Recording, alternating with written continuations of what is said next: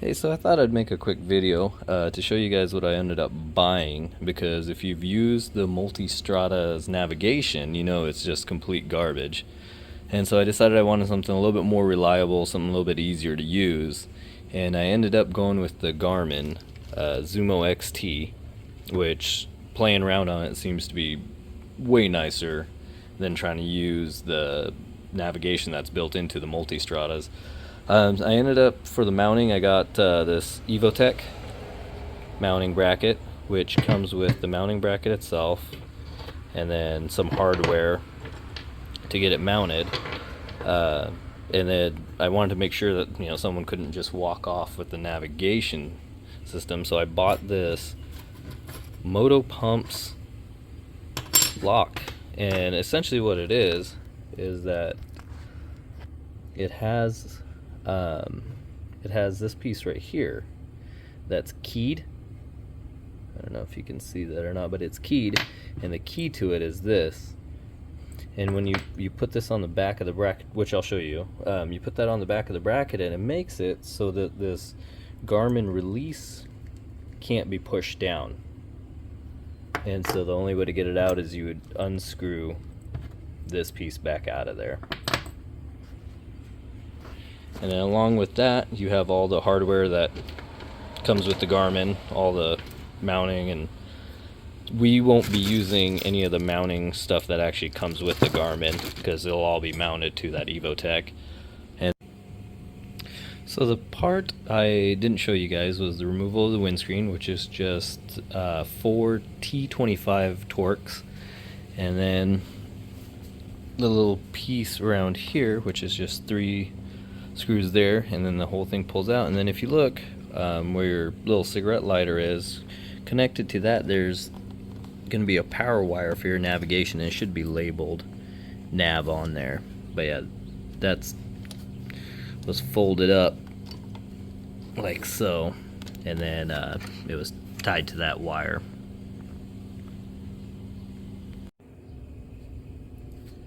So you'll have to excuse the camera angles. I never really planned on making YouTube videos, so I never got around to buying a tripod or anything. But let's go ahead and get started. So the Evotech comes with the mounting bracket here, and it's going to come with 4 screws, and they're going to be some of these skinny screws like this. They're smaller, and then you got a couple of these fat screws like this. So we're going to take 2 of those, and we're going to take the mounting piece here, and that's going to end up getting connected to this plate here.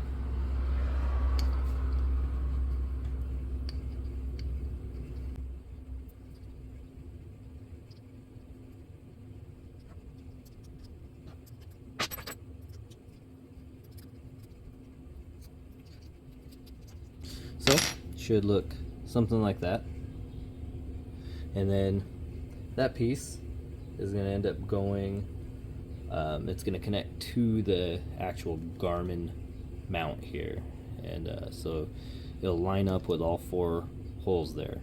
But so before we put that piece on, we're going to take the Garmin mount here, and it's got little, I don't know if you want to call these washers or what, but these little guys end up going through the back side here, and they just push in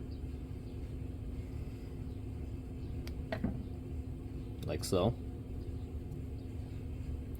And then we're also going to take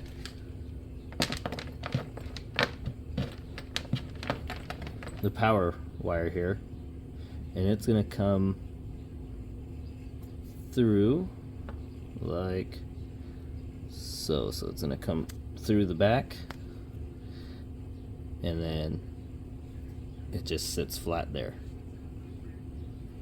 And then there's a teeny little screw, I don't know if you can see it yet. So there's a teeny little screw that's going to go in there, and that comes in this little packet.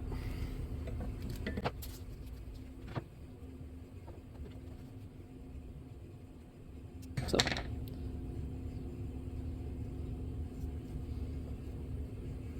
next we're going to take this Evotech bracket. Oh, actually before that, this piece here goes in between the two brackets, and that allows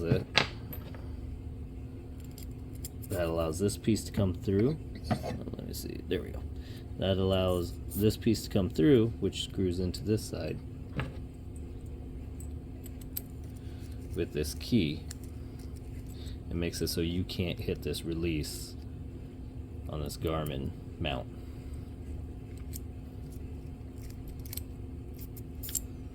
So that will get sandwiched in between like that.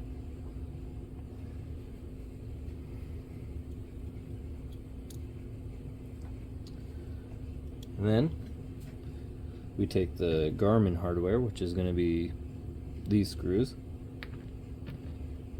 Takes a washer. The washer goes in, then the screw.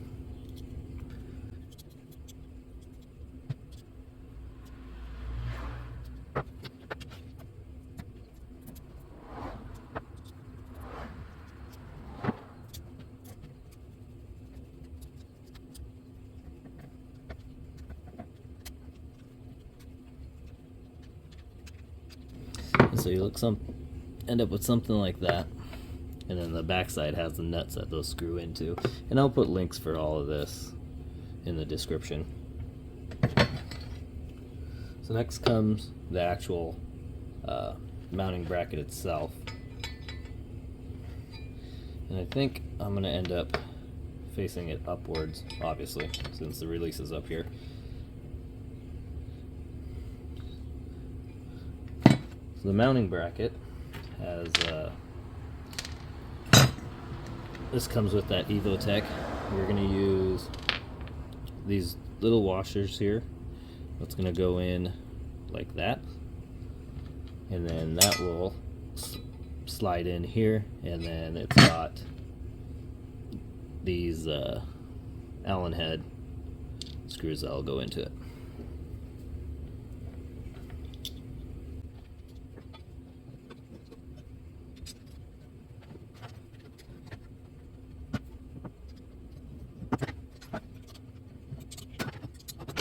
We'll end up loosening that. I mean,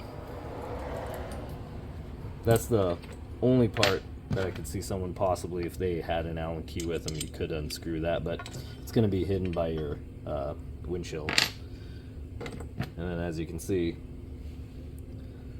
let's see, this would go in that way, and it makes it so you can't hit that release at all.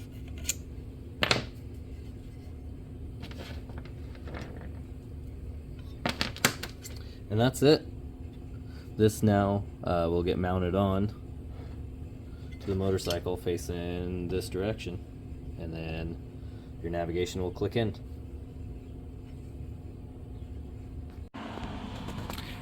So as you can see, I got it mounted back up, or the windscreen back on. It's mounted behind it there, and then that's what the front of it looks like. It doesn't affect the functionality of the windshield up and down. And so I'm going to take this wire, run it back through there, run it down, and then we'll get it all wired up, and I'll show you what the final product looks like here. Something I wanted to show you. So on the little clip that it comes right out of there, there's a little push down up there. I checked with a multimeter. If this little pin, if it's facing upwards like that, this side is power. And obviously, check for yourselves on your bike. I hate for something bad to happen, but on mine, this side was the power. Okay, so I got everything all bolted up, and then I got my little pieces here back on. Looks like maybe I need to tighten that one a little. I got the, let me see if I can get it to focus here. I got the locking pin in, and so it's made it so you cannot even remotely push that release down, so the navigation stays right where you put it. And then it should, if we hit the power here, it should come on with the bike, which it does. And then yeah, I got my little malfunction light there. I had actually just had this bike dyno tuned, and when the guy dyno tuned it, he didn't clear out the fault codes from when he plugged it in. So you got to clear out the fault codes before you tune it, or else what happens is it carries the malfunction light over, and so that malfunction light can't be cleared out until he fixes it. But now he won't respond to me, so I guess that's what I get for using a local shop. Anyways, the navigation sits perfectly. Looks like it's right in your line of sight there. And then if we go to turn the bike off, it should shut off with the bike. And there you have it. Hopefully this helps if you're looking into the navigation for the multis. It's a great fit.